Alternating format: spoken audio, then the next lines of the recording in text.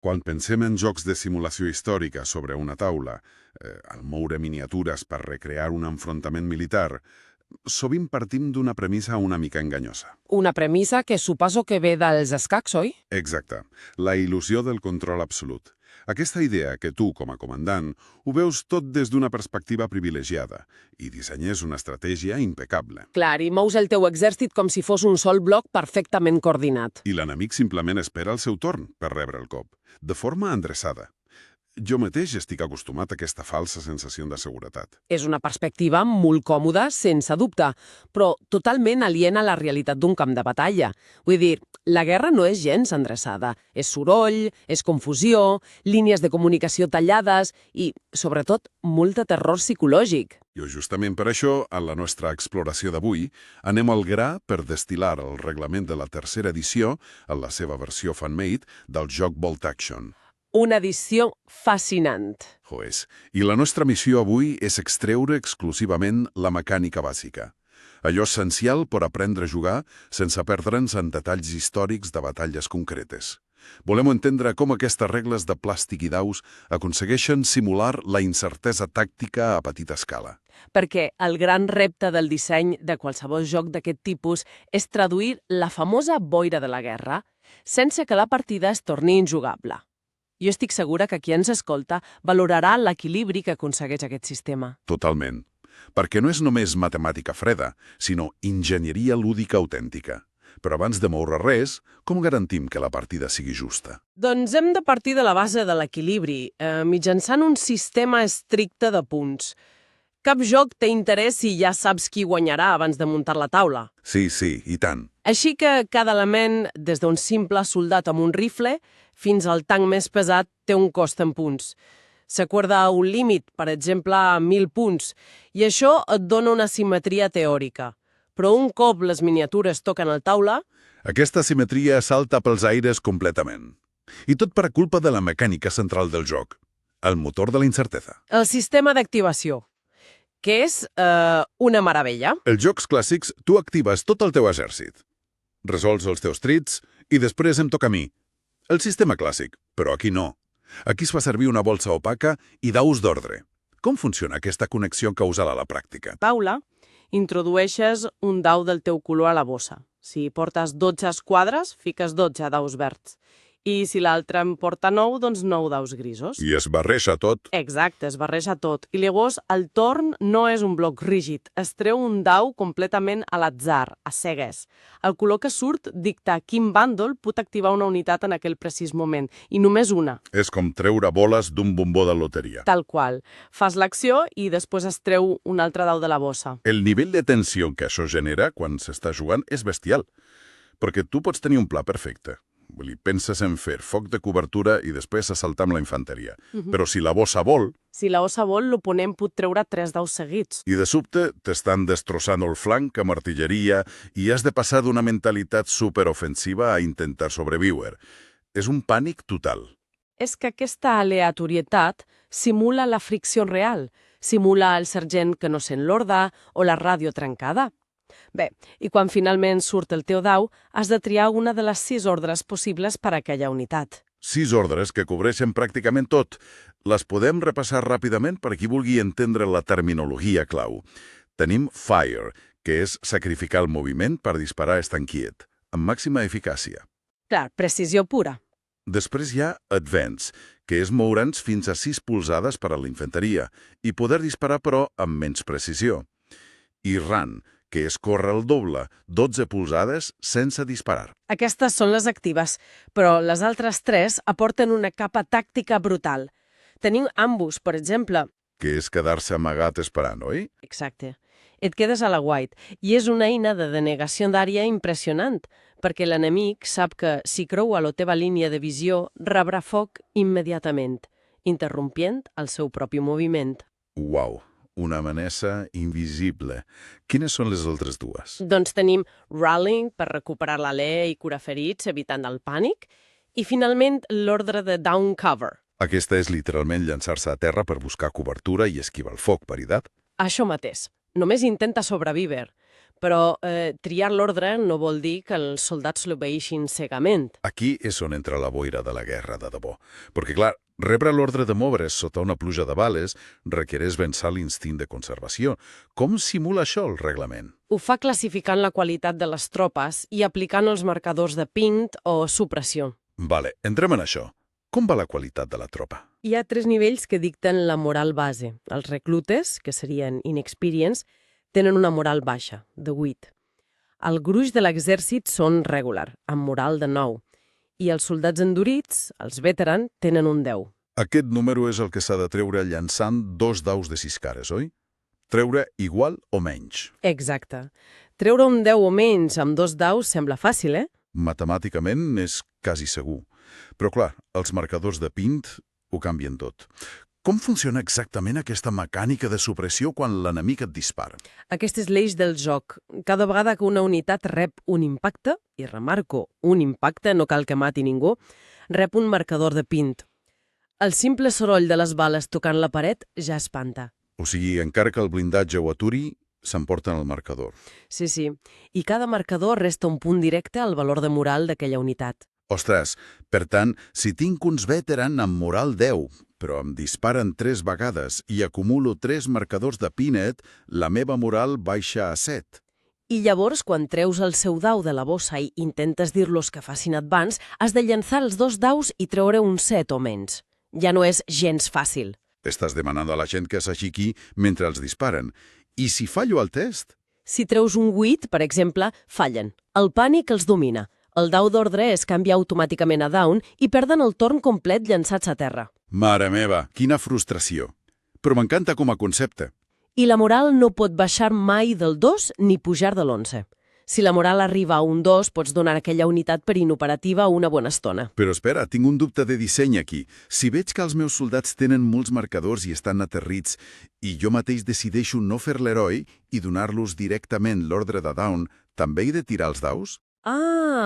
Aquí el reglament és molt intel·ligent.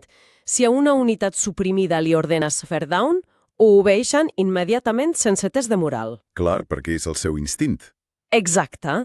Recompensa el jugador per actuar d'acord amb l'estat mental de la miniatura. M'agrada molt. Bé, passem una mica a la geometria de la taula.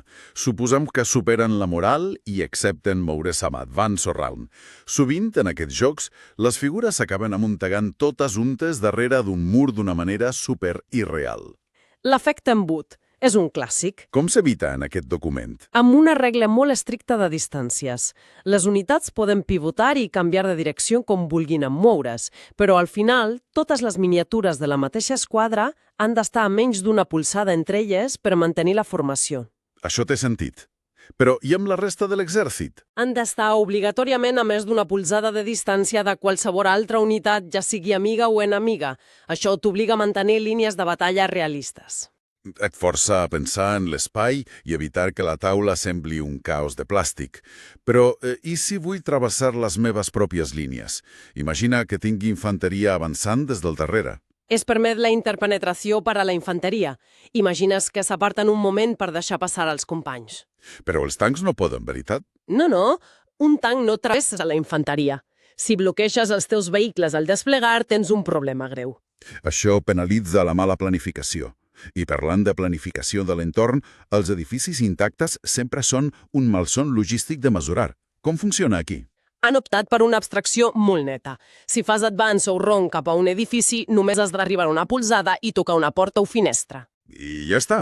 No cal ficar les 20 miniatures dins la casa de resina. Gens ni mica. S'eliminen del taulell temporalment i es considera que ocupen la planta baixa. Guanyen línia de visió per les finestres i molta cobertura. Això accelera moltíssim la partida. Però, clar, tot aquest moviment ens porta al nucli del combat, l'intercanvi de foc. Com declarem els trets? És un procés clar.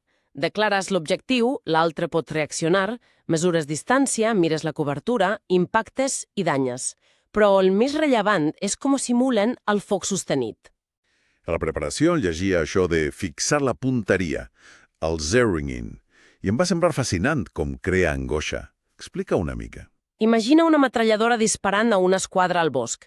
Per la cobertura, potser requereix treure un 6 per impactar.